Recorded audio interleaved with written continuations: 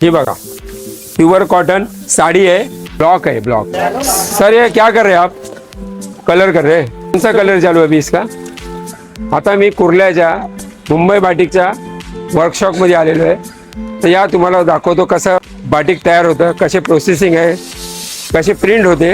हे बघा pure cotton sari आहे, त्याच्यावरती बाटिक कसे प्रिंट केली जाते, याला ओरिजिनल बाटिक म्हणतात। प्रिंटेड बाटिक नाही आहे, ओरिजिनल बाटिक आहे।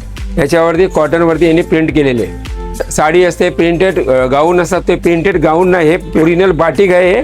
आणि बाटिकवर त्यांनी थप्पे मारून पूर्ण केलेले ते कर रहे आप या एक छपाई कर रहा हूँ, लगा रहा हूँ, वैक्स लगा रहा हूँ। वॅक्स लावणं चालू आहे आणि हे छपाईला जाणार नंतर आणि याचा कलर पुन्हा तयार होऊन पुन्हा परत येणार आहे।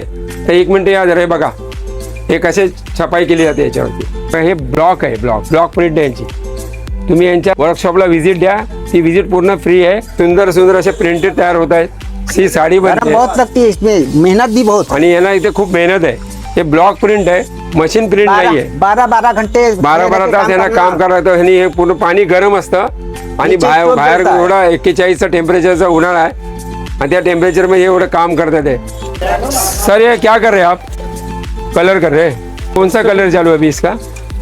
मरून कलर। और आप क्या कर रहे हैं? कलर ही कौन सा कलर है? येलो।